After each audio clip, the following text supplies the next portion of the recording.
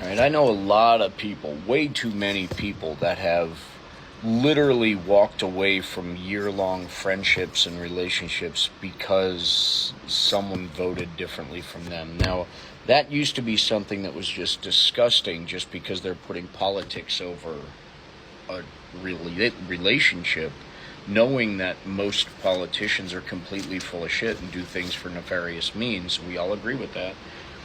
Why is it that important? So when everything's evolving with Trump and all these despicable things are happening, you can hold on to all the propaganda bullshit you want about Kamala not being, whatever vile crap elementary school name calling you get from the person you're backing.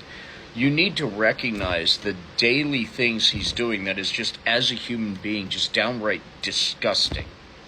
He went to Arlington Cemetery, the most sacred of final resting places for our country's heroes, including the 13 from the Afghanistan withdrawal that were killed.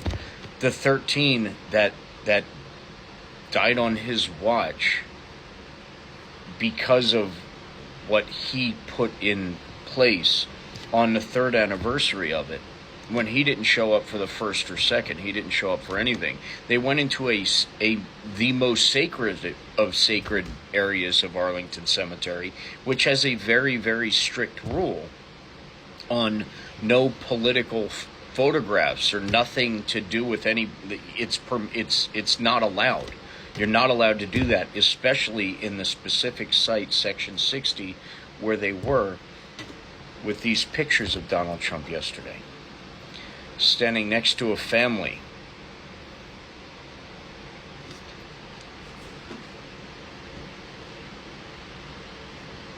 Turns out when the cemetery crew, security, saw them setting up for a campaign stop, they tried to stop them because it's against the law. Two of Donald Trump's campaign people got into a physical altercation with a guard at Arlington Cemetery. And to make it worse, there was a headstone right next to where Donald Trump was standing and smiling and giving the thumbs up, of a gentleman that was unalived directly because of one of Trump's negotiations that went sideways. Didn't even acknowledge him. I'll repost a video on just him. It's wonderfully done. I can't do better. What he says about the Congressional Medal of Honor, the highest military honor you can get, how it's not as important or not as good as the Presidential Medal of Honor that he gave to a billionaire widow,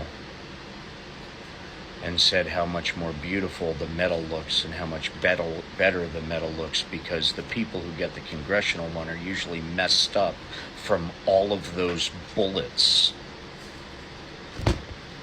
This is your guy. Words coming out of his mouth. Give me a freaking break, people.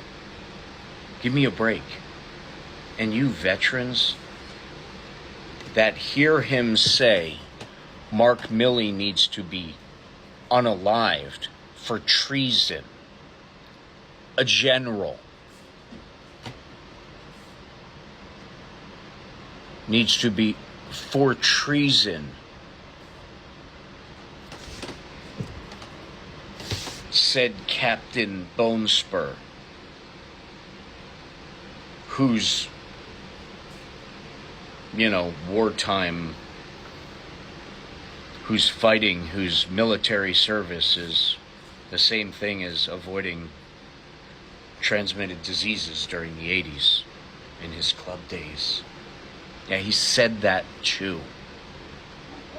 That's your guy. The guy whose little cronies in the House of Representatives that voted on every single bill that was put up to give veterans more benefits,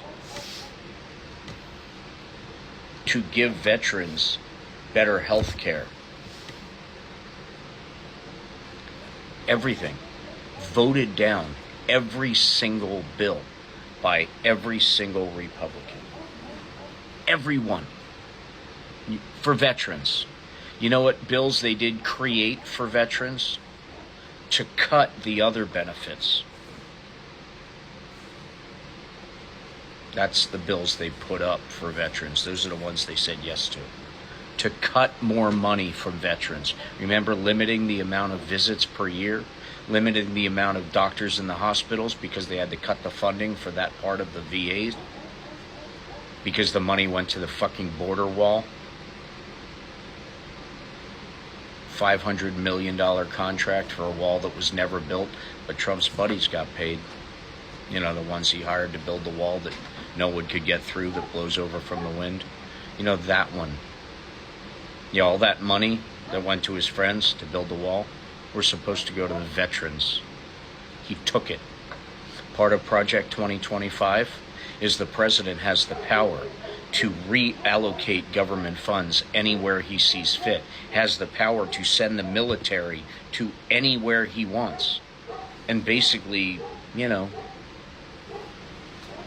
anybody opens their mouth, doesn't like what he said, he could send the military after him. Anybody in the armed forces that's a registered Democrat, he's going to fire.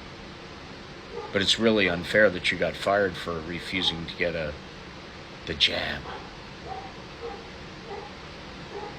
You people need to step back away from your vote. You're walking away from friendships. You're destroying relationships defending those actions. And people, you don't understand why people look at you like you. Some people may look at you like you're just like him then. Because otherwise, how can you back that? How can you be okay?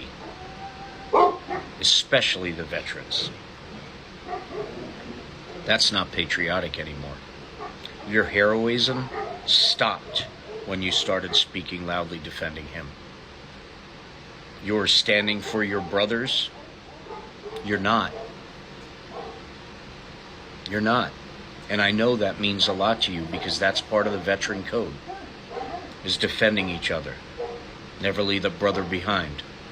But voting for her, for him, and for all of his stuff that he's done, and all those Republicans did against the veterans, you're voting against every single one of them. Look up the votes yourself. Congress.gov. Look up how many bills for veterans Donald Trump pushed through. Look it up. It's the least you can do. America first, right? Prove it. And for God's sakes, stop ending friendships with people over politics, because 4 years from now, when you're still treating that person like shit, you're going to realize how wrong you were. And you'll waste 8 years of a real good friendship because of some fucking vote. How logical is that? That's 8 years of life you could have been enjoying. But no, Cheeto says so. Stay diligent, stay educated, be kind. We are all in this together, both sides of the aisle. Because no matter what happens, we all have to pay the price for the next person. I know where I'm going to vote. Very proudly blue all the way down. Because I want better health care. I want better wages. I want border security. And I want our veterans well taken care of. Because they earned it. Anything they need, they earned it. And they're only going to get that from one side of the aisle. The other side, they'll get a lot of talk. Good sales pitches from a real good salesman.